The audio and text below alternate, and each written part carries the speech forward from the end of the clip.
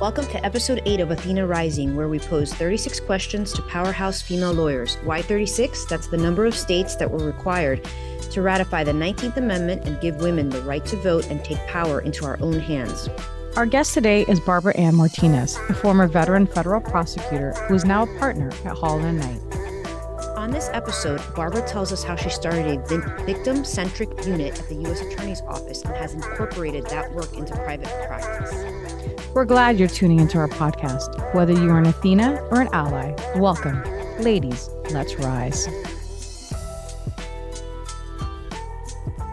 Marisol, good morning. Good morning. Vanessa, how are you? I'm doing well. How are you? I'm good. Today on Athena Rising, we have a very special guest, Barbara Martinez. You want to tell us a little bit about Barbara? Of course, it'd be my pleasure. Barbara is currently a partner at Holland and Knight. She's in the Global Investigations and White Collar Group there. She's also an adjunct professor at the University of Miami. She's served in that capacity for many years now. She teaches a human trafficking seminar.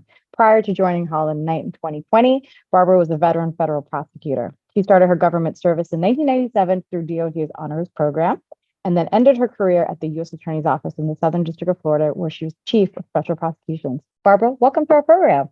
Yay, thank you so much for having me. It's our pleasure. Our pleasure. Welcome, Barbara. It's really our pleasure to have you on Athena Rising. I want to get right to our question. You were a government lifer, which means you were in the government for a really long time. Tell us what made you make the switch to private practice in 2020. Wow. So I certainly didn't expect to want to switch. I thought I would also be a government lifer. But I started, I think, to feel the weight of some of the work that we were doing. I mean, I worked with Vanessa Johannes, so she knows we worked on a lot of human trafficking, child exploitation, other cases. I started doing white collar and did some, I would switch back and forth. But for the last years of my career, I was doing mostly victim cases at the federal level, including violent crimes involving death or serious bodily injury. And, everyone would say or ask, oh, how can you do this work? It's so intense. And for a long time, it was very rewarding, and that certainly outweighed any of the negative things that you would feel in seeing all of these horrible things happen. But I did start to feel heavy. It was like I couldn't even watch the news sometimes because it was so heavy for me. And I said, I think there's something off, right? It's time for me to do something different. And I had done a lot of things within the office.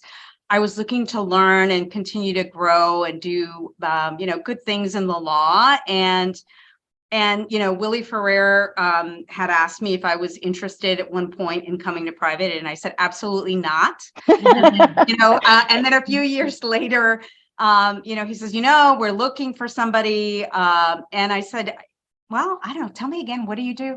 And it sounded really fascinating. I have always liked doing complex cases and the white collar stuff as well. So I thought I needed to change. So that's a long answer, but that's how it happened. So you had never been in private practice before that. And, Never. Aside from the billables, which we all know are the horrible part of this aspect of practice, what have you found to be the biggest hurdle for you in making the shift? Because it is very different than being in the government. So I think, I realize now, there's lots of differences, but I think that the biggest hurdle is just not being so responsive. So in the work that you do as a federal prosecutor, you're responding to what other people are doing and things that are happening, whether Right. it's white collar or whether it's violent crime or whatever it is. And so there's always an influx of things coming to you, and you're just responsive, and you're responsible. And at least for me in the supervisory role that I had, for making a lot of decisions. So I really often couldn't plan my days, because if something happened urgently, right, then that was what I was doing, and that was my role. In private, right, everything is different. It can be responsive, and certainly you're getting work from other people. But if you want to grow your own practice and actually, bring in your clients and do things proactively, right? You have to build on that and you have to be consistent. And that's a big shift, to come Yeah. in and not have the phone ring, for Right. the first week was like, what is happening, Yeah, you have to drum up your own cases versus at the U.S. Attorney's Office, everything's coming. Yeah. Right. Yeah. So I think that's the biggest difference. That's definitely a struggle that we all face, making sure that phone is ringing all the time. Yeah. Why don't we talk a little bit about the cases you're handling now at Holland and Knight? You mentioned that you're doing white collar stuff. What other kind of things are you doing?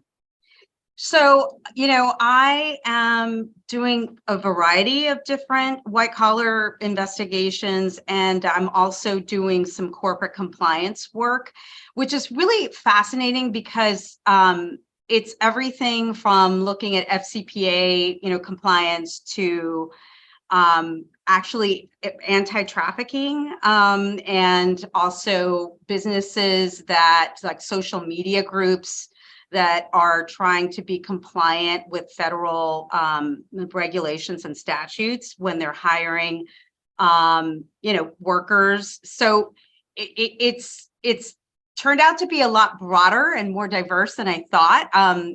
Which is great and interesting, and it does use the skill set that I, learned from being at the department as well.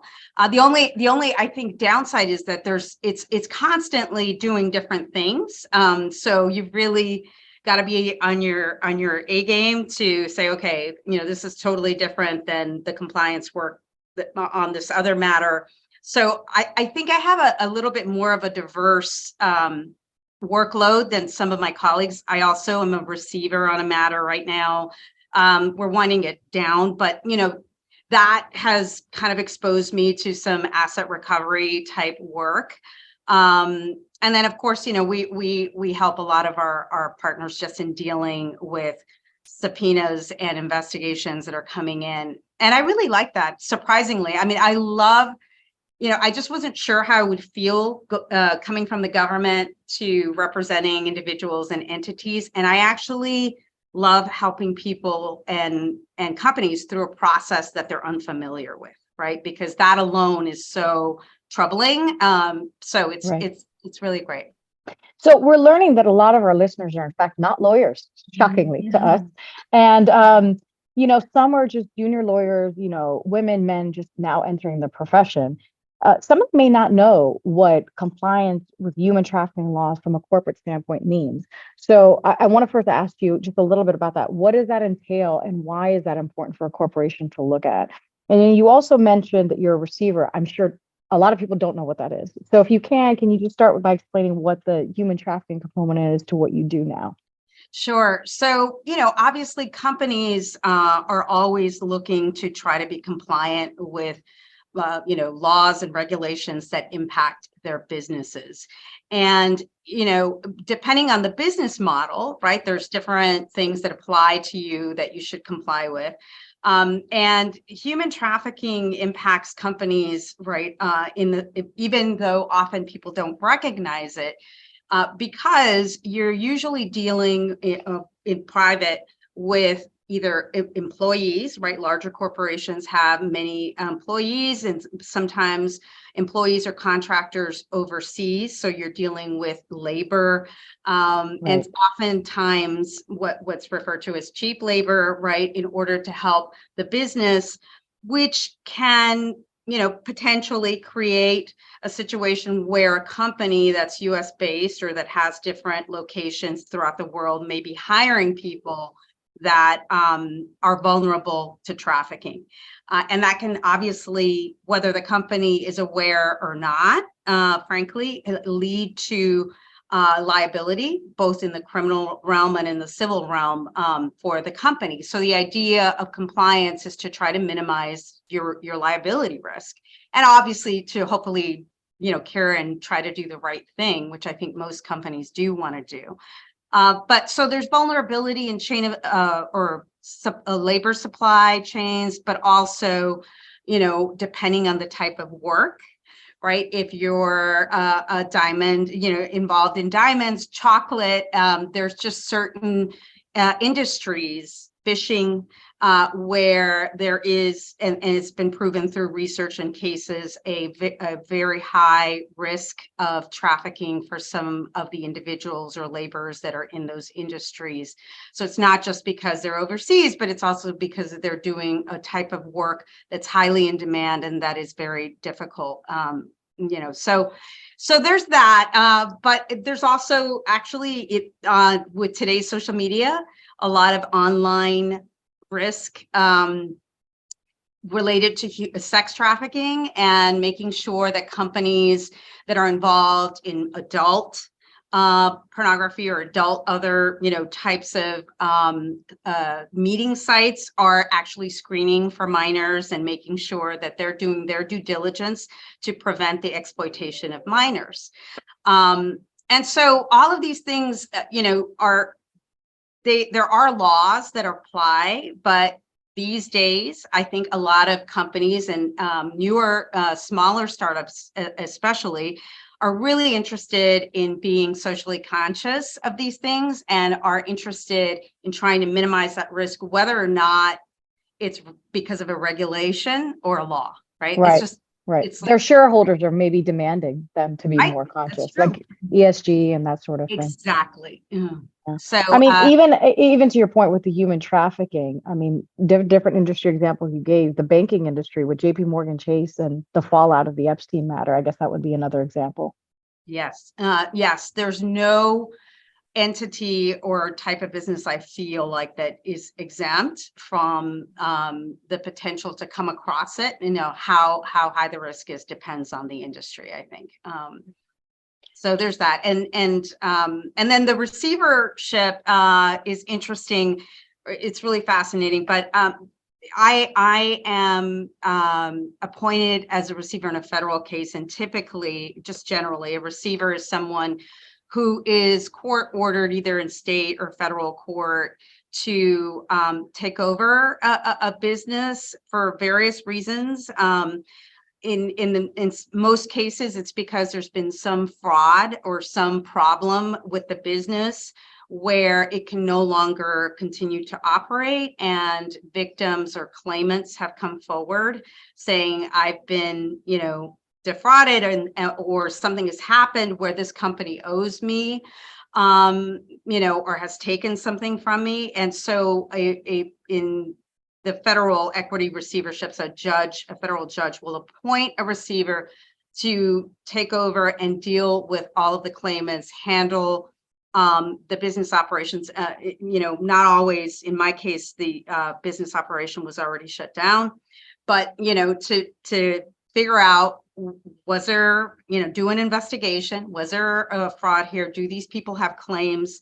Adjudicate claims, sometimes work with a trustee in a parallel bankruptcy case if that is pending, and figure out how to wind down the business. So it's fascinating. It's really very different I guess, because there's so many civil components going on there. This is obviously happening in civil cases, but it's also like the work I did in that you're doing an investigation and you're typically looking at fraud and other matters. So it's really interesting.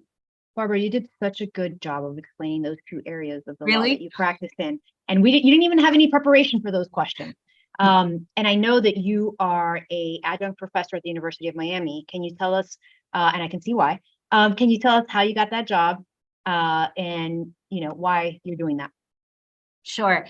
So as Vanessa knows, our group at the U.S. Attorney's Office of Special Prosecutions section, members, and myself included, were often asked to do presentations at schools, including universities, to talk about human trafficking. And so I did. I went to a law school class, and I just went in one evening, and the professor reached out to me after that and said, listen, would you be interested in teaching a human trafficking course? And I said, sure. Wow, that would be great. And that's how it started. And so, it's been over 12 years now, I think. We just finished the semester. I love it. I love working with students. It's really, really thought-provoking and helpful in looking at human trafficking in different ways because they have so many great ideas. So. Yeah, and I'm sure from a generational standpoint too, their views on just the world and how they view, different relationships are quite different Yes. than, ours might be. Yeah. You mentioned special prosecutions and you mentioned doing human trafficking work there, but can you just tell our audience a little bit about what the special prosecutions unit does and why it was formed at the U.S. Attorney's Office, what the purpose of that unit was? Right. So it was formed to, actually, interestingly, at the time, focus on child pornography cases and gun cases, firearm cases. And the reason was that there was a backlog and a high volume of these two types of cases. And so they really wanted people to focus on them. They created the unit to do that, which was a very actually kind of narrow focus. And the chief at the time, Ben Greenberg, and I was asked to be deputy chief in that unit. We had ideas to really make it more of a victim unit that was broader in the federal system, right? It's not that common to have a unit at a U.S. Attorney's Office that focuses on victim cases. So ultimately, we expanded that to include human trafficking, to include sex tourism, because of the location of the Miami U.S. Attorney's Offices. We had a lot of cases involving the Caribbean and Latin America. And then, of course, violent crime that was more complex. So, it would be gang cases, violent crime resulting in death or serious bodily injuries. So serial shootings or, any bank robberies that led to death. So those types of things. And I actually was served on a capital committee for the Department of Justice because we were working on some of these cases down here. So that was really, really amazing to have it expanded and to be able to do this work with such great people. And for people who don't know, a capital unit focuses on what, Barbara? Right. So it was death penalty eligible cases. So there was a committee, there's a unit in the Department of Justice in DC, and a few people from the various U.S. Attorney's Office throughout the country can serve on a committee to review some of the national cases. So, that I'll tell you, the coolest thing about this section was working with you guys, Vanessa, and the group that I worked with over the years. And I have to tell you, we were fun, Barbara. We were fun. What can I tell you? I know, and people love the work, but people often said it can never be done. Like, this will not sustain itself. It won't last, because I think there had been an attempt to try to create something similar years prior. So I'm really happy that it obviously, did make it. I think it was created in 2007, and it's still in existence today. So it's great. Why did people say it couldn't sustain itself? Why wouldn't the U.S. government want to prosecute these types of cases? So there was I think they did want to do it, but there was a major crimes section, right, which is still in place. And it's kind of the training ground for newer prosecutors. And it's where people start their career.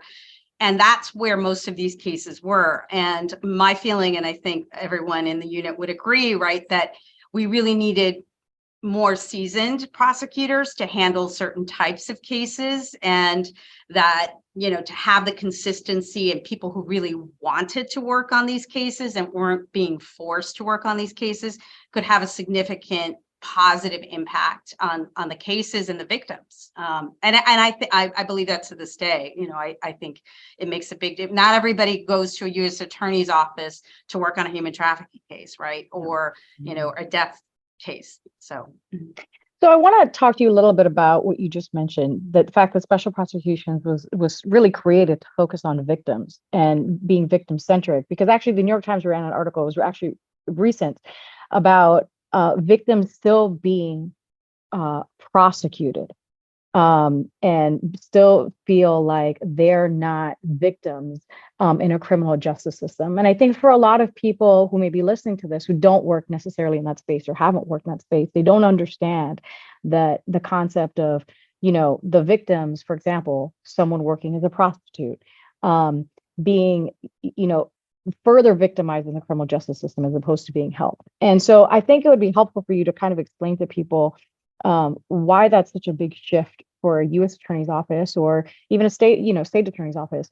to actually tackle that using a very different standpoint and view on how you're going to view a victim, whether it's not just someone you're just going to prosecute for being a prostitute or having, committed crimes, but someone that you're going to see in a very different light.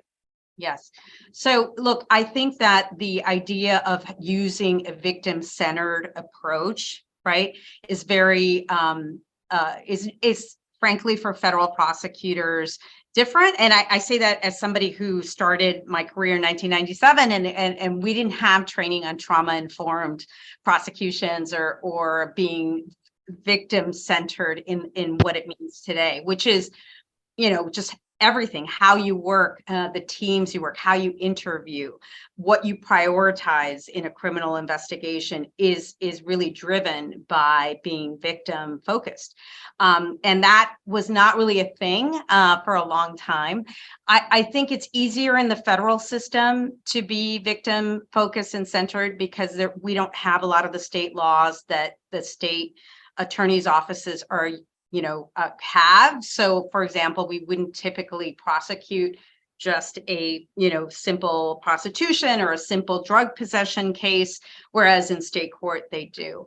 But the bottom line is that I do think whether you're in the federal or state system, people understand now that utilizing a victim-centered approach in certain types of cases, especially, is key for justice. I mean, and when you get past the whether this person did something, like drug possession, and you start looking at why, and it was maybe because the trafficker forced her to do it or encouraged her to do it, and it tells the bigger story, and that's why human trafficking is a complex crime. And I think that my white collar experience prior to that really helped to shape my view of human trafficking as a complex case, or crime. And my students know, like we talk about all the time, I've worked on very complicated fraud cases, but human trafficking to me is a much more complex crime because of the human element combined with the fraud and many other things that come with it. I know Vanessa knows because she's handled some significant cases. What makes them more complex though? Is it just because there's people and personalities you have to manage, or is it the substance of the case? Right. So it's typically in most, especially those schemes that are bigger and more profitable, there's a lot of fraud involved, right? So it can start with identity theft to, actually going through money laundering, right? Actually having a sham business. I mean, the fake contracts, a lot of the types of things that you see in a white collar fraudulent scheme, you may see in a trafficking case that's more complex or significant, but they all have some fraud or lie in it for sure. And it's continuous. It's not as everybody knows what a robbery is, right? Everybody knows when that happens, but you don't really know when trafficking's happening necessarily. And it's a continuous crime. Sometimes it lasts for years. So you've got the human element with the legal complexities. The statute is not simple, and how you present the case and how you put it together can really make a difference in whether you are successful or not.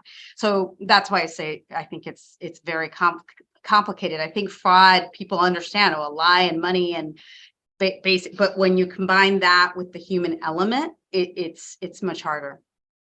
So I want to ask you about some of those complex cases. If there's an example of a case that's already public, that's already, completed, that, you handled in special prosecutions or maybe outside of special prosecutions when you were in major crimes, that you would say, wow, this is a good example of a very interesting case that's complicated, that people may not realize on its face is all the difficulties that have to go behind it. Could you talk a little bit about a case example?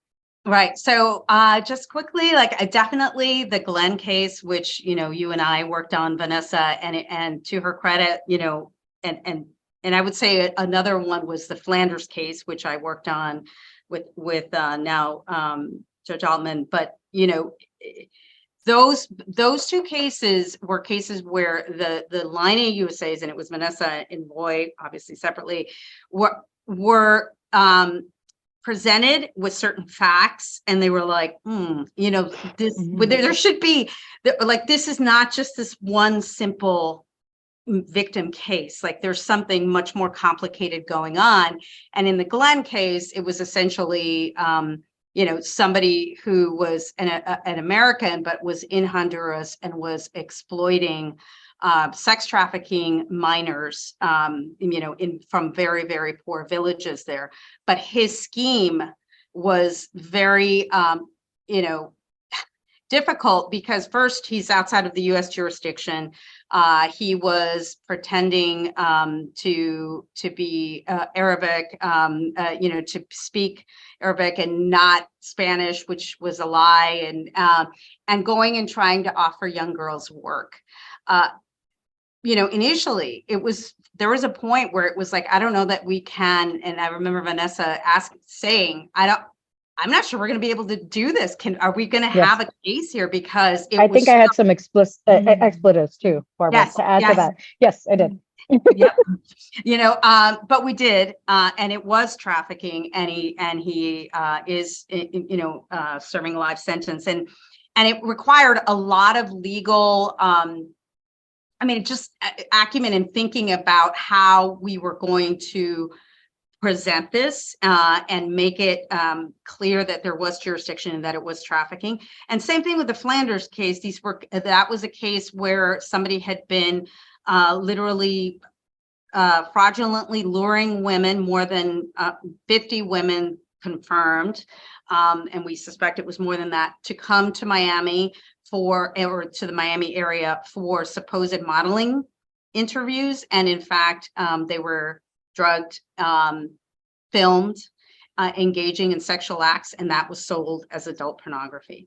And so the complexity with that was historical. Many of the police officers did not believe the women, and so it was hard to get good reports. And then also, and they had them sign like a consent form, right?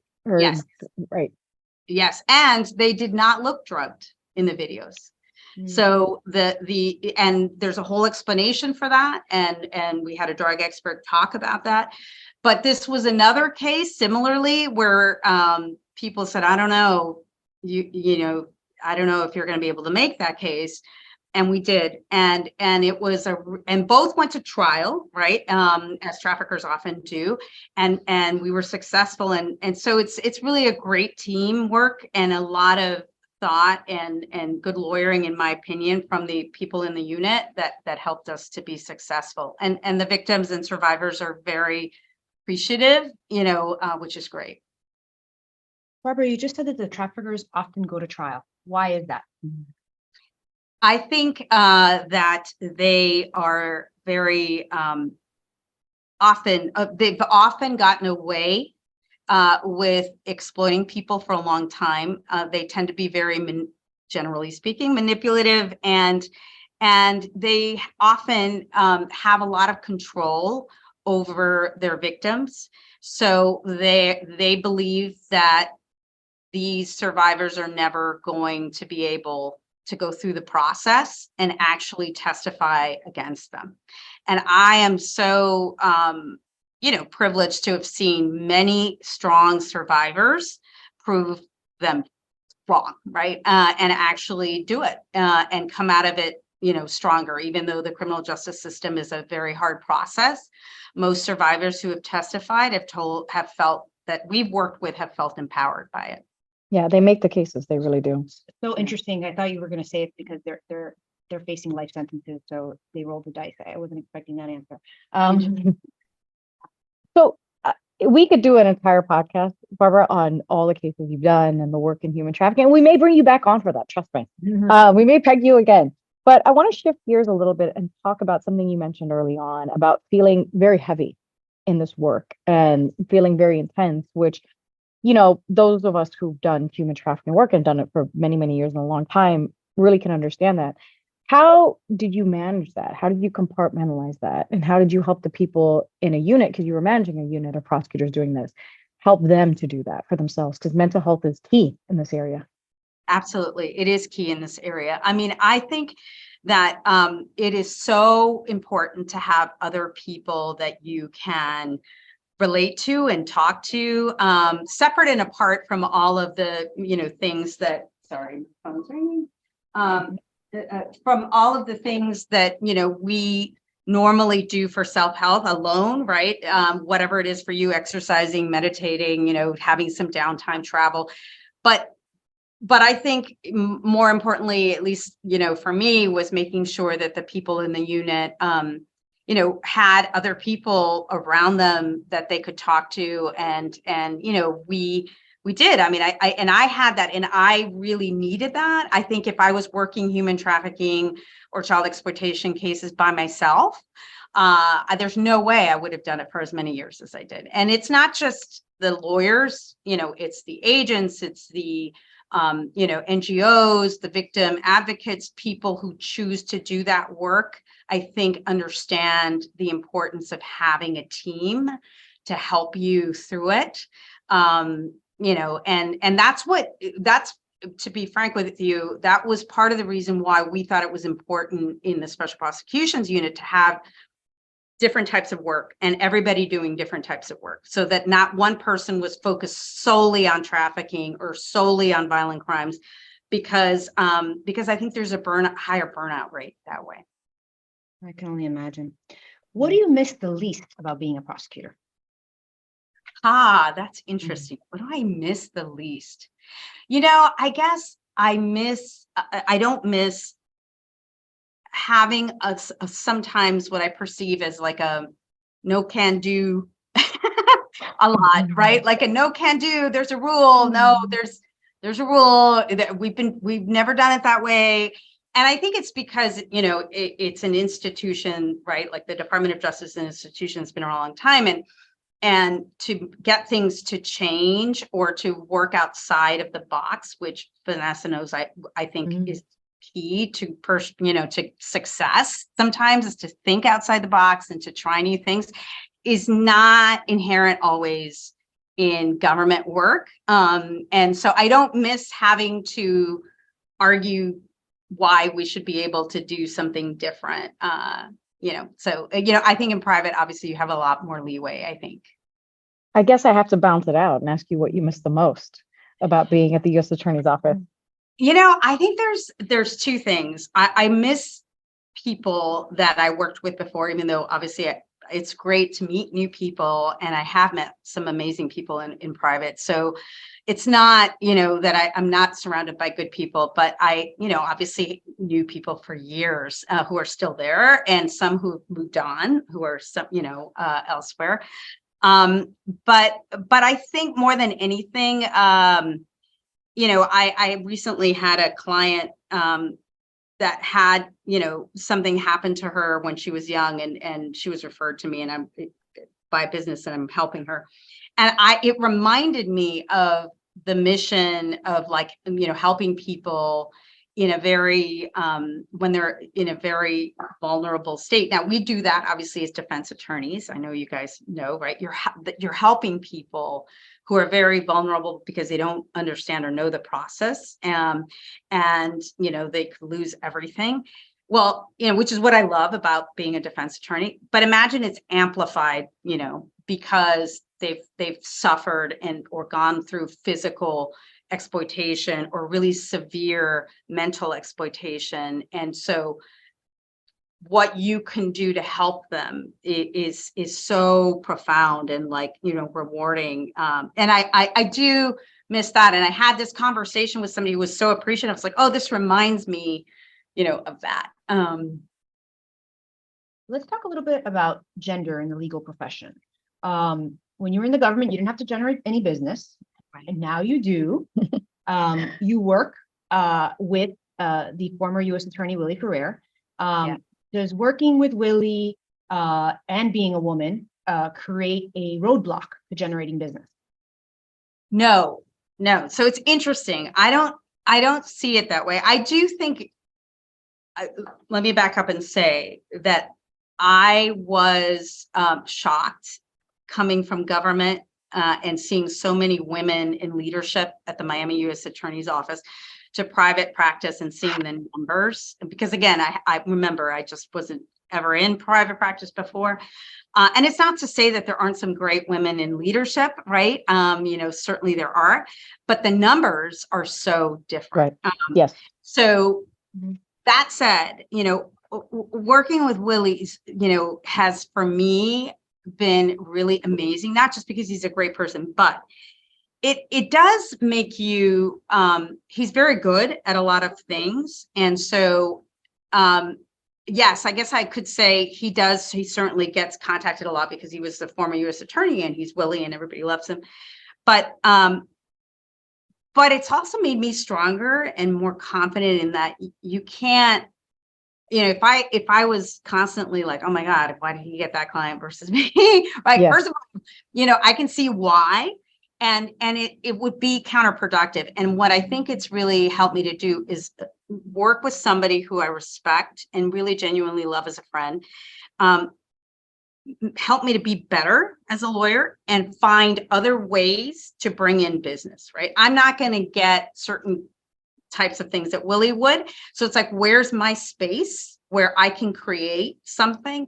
And that's what I focus on. And I'm drawing from him in some ways, right? And he helps me, he's a big supporter, I think, of women and of me. So I'm lucky in that way. So he's an ally. Yes, he's an ally. And I think it makes me better because I do have to think about, look, if I just sit here and wait for the phone to ring, right? Sure, Willie will bring work, because he's very busy, but that's not the goal, right? It helps me to get out of my comfort zone and say, okay, where's my space here? So that's what I'm working to try to do is, not look at it from a point of view of abundance, because I do believe that. I do think that there's a lot to do out there, and I'll never be Willie. But I can also say, and he would know, he knows, I'll tell him I said this, and he can never be me. Yes. There is no doubt. There is no doubt, my friend. No doubt. And he will laugh when he hears that, by the way, and he'll nod his head because that's Willie, right? And so you said that there's a lot of women at the U.S. Attorney's Office and in powerful positions. Frankly, look, the criminal chief's a woman, has been for a while, and almost every unit has had a supervisor and a chief that's been a woman. That is true, and the numbers in private practice are shocking.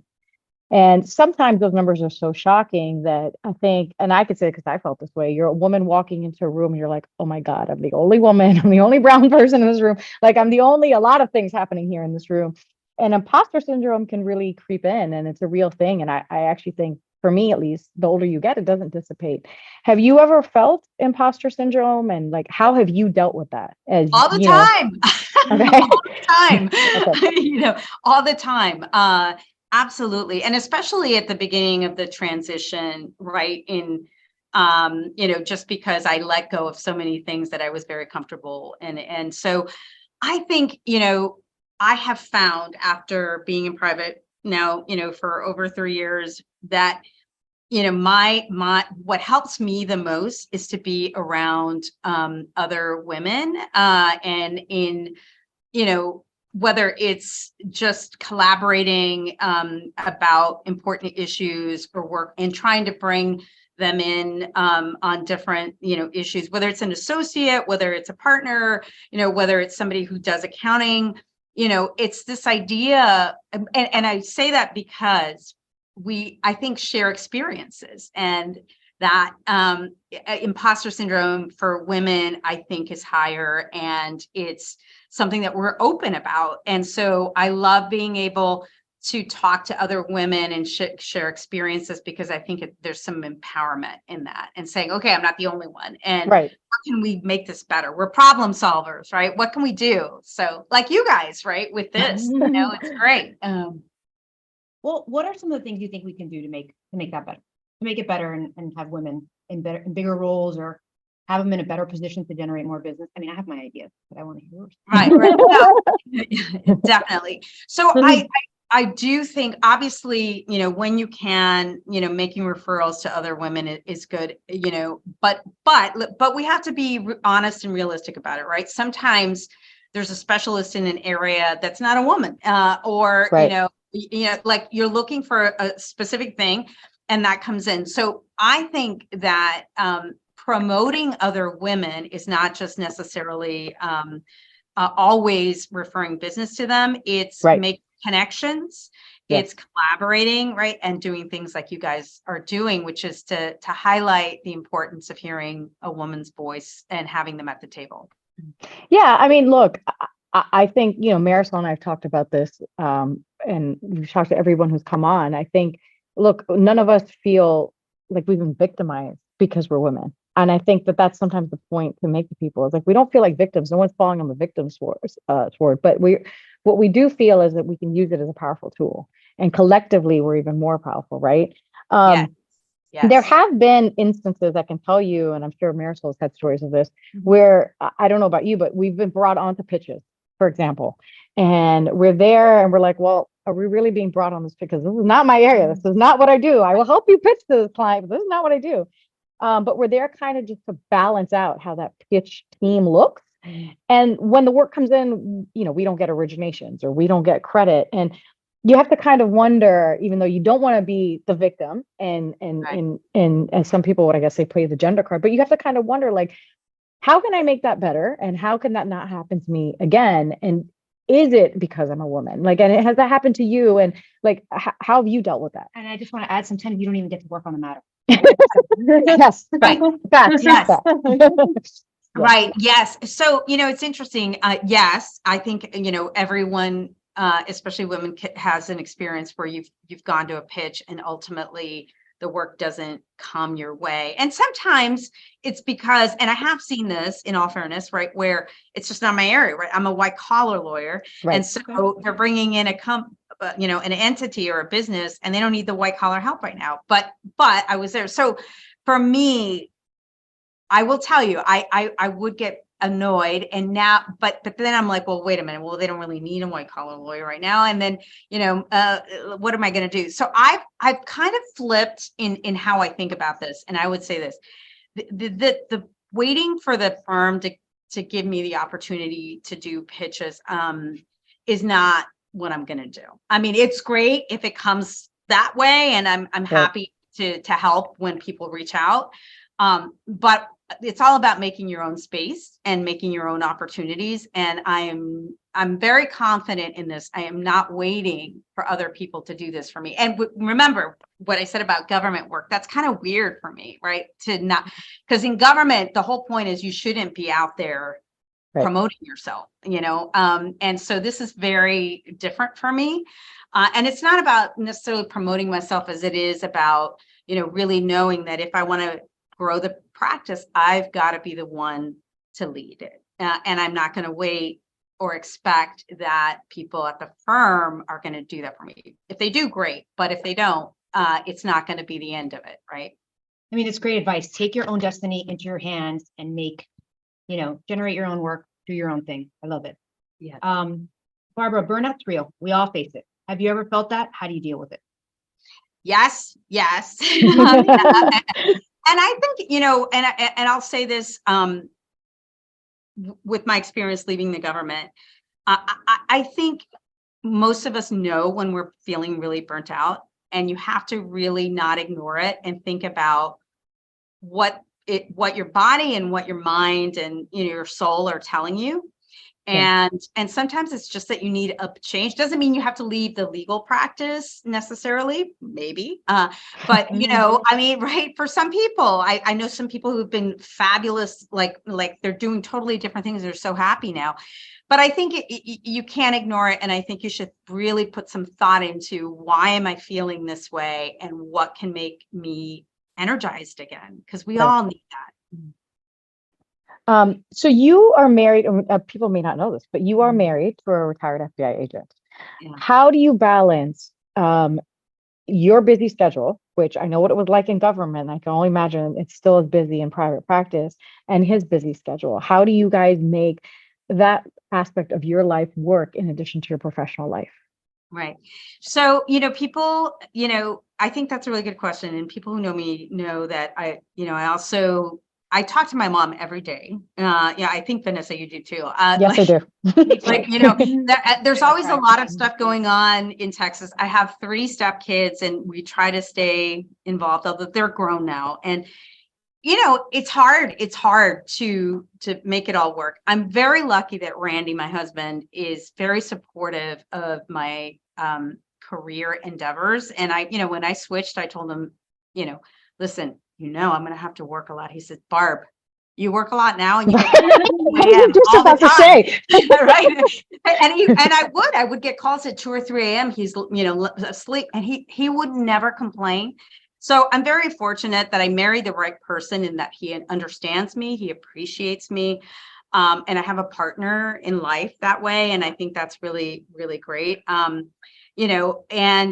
I do the best that I can to carve out separate time. There are times when I'm not looking at my phone, my work phone. And I know that's very taboo in private.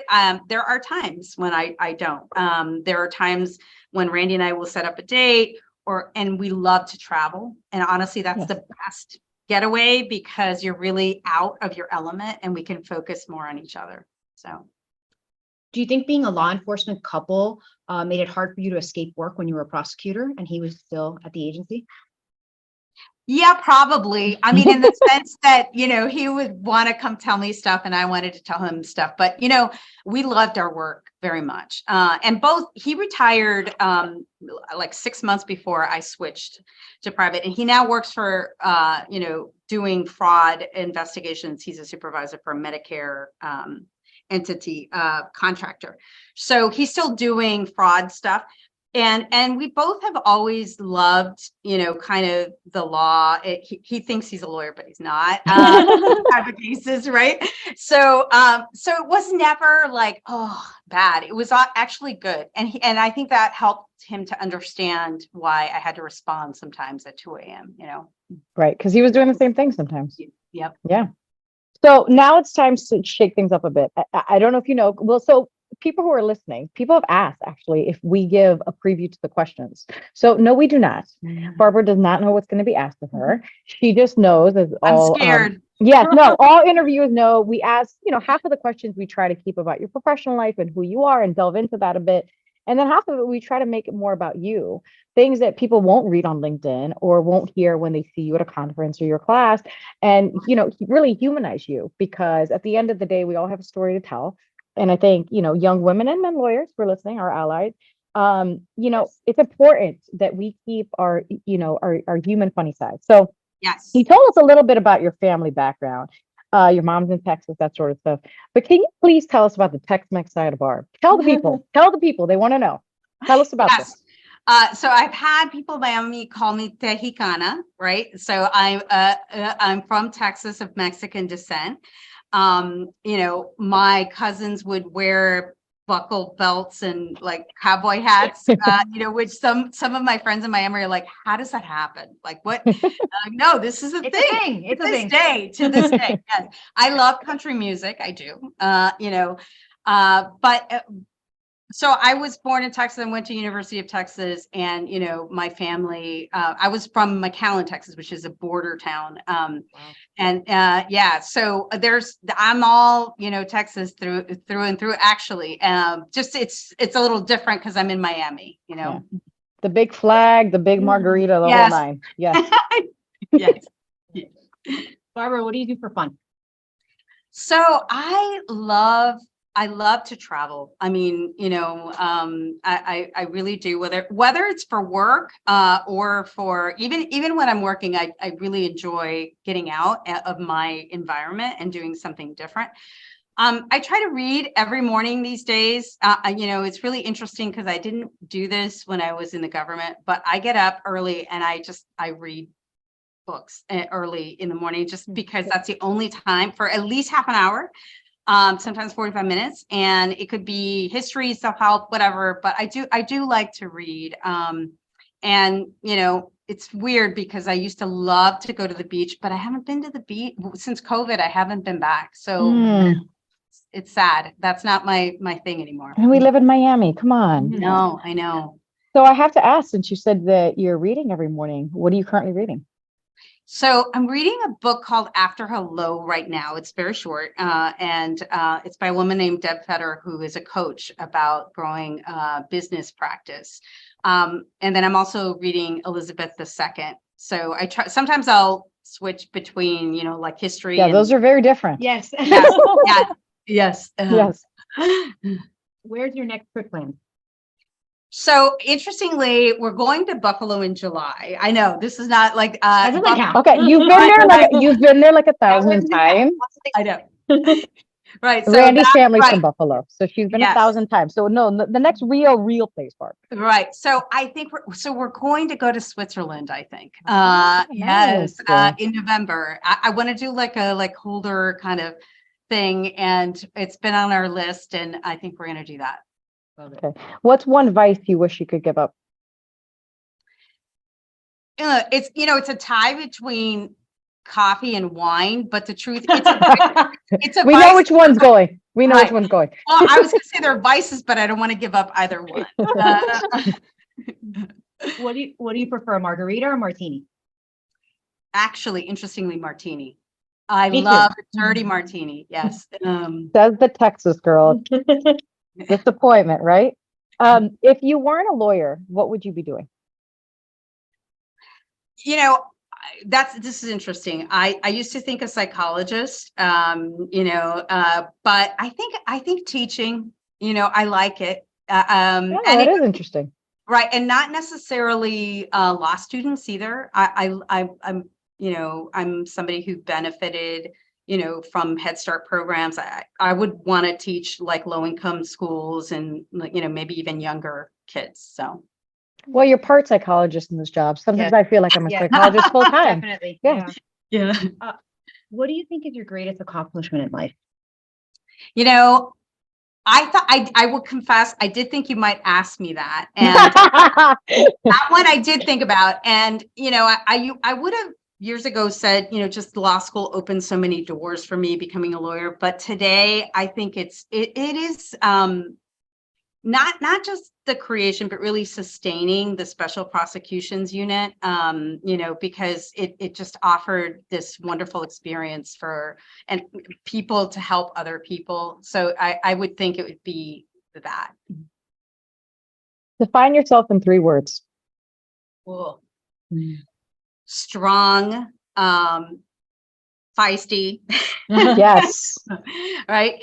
And I think determined, I love it. I love it. What's the best advice you've ever received? It was probably at a career level. I wanted to work on violent crime when I started at the Justice Department, and I ended up going to the fraud section because the woman who interviewed me was from there. And Don Foster, my former deputy there, because I kept talking about like how maybe I should do a detail doing, guns or drugs or whatever. And he said, listen, Barb, he said, your last name is Martinez, and everyone's going to want to put you in a narcotics section or into, some sort of immigration law, because there was an opportunity to do some immigration cases as part of my training. And he wanted me to go general. And he said, do me a favor, stick with this white collar stuff, see how you like it. And then if you don't like it, you can go back and do this. Best advice anybody ever gave me, because it opened the doors for so many things that, it wasn't what I thought I wanted, but I loved it. I loved it. And look how you've come full circle. That's great. Yeah. If you could switch lives with one person for a day, who would it be? And they could be dead or alive. Wow, that's really interesting. There's a lot of fabulous women, I think, dead, but I think, and this is going to sound, it may sound shallow, but I'm going to go with Amal Clooney. And not because but just, I love her work. Yes. Her life, like seriously. She's great. Right? Don't worry, girl. Mine was J-Lo, so please, do not worry. Nobody is judging you for this. Yes. Amal Clooney is a very good pick. What's one talent you wish you had? To play the piano. Yes, I actually used to, my grandmother had one, and I played the violin, but the piano, I would just listen to music and I could play, but I never took lessons. And I haven't made the time. I actually have a piano just to do that. And I haven't done it yet. I know it's sad and ridiculous and I need to do it, but No, life goals. It's on the bucket list. Yeah. There you go, right? yes. Where do you see yourself 10 years from now? You know, what's kind of cool is I'm not sure. You know, I definitely think that I've given myself like a 10-year period to maybe shift and think about what else I want to be doing. And my husband's 9 years older than I am. And so it's a reality of just, I'm now at this point where pretty much every 5 years, I'm going to stop and assess and figure out, like, am I happy? Is this really, you know, because life is short, and the older that I get, I just want to be doing things that I like. And I am right now, but I don't know what I'm going to be doing in 10 years.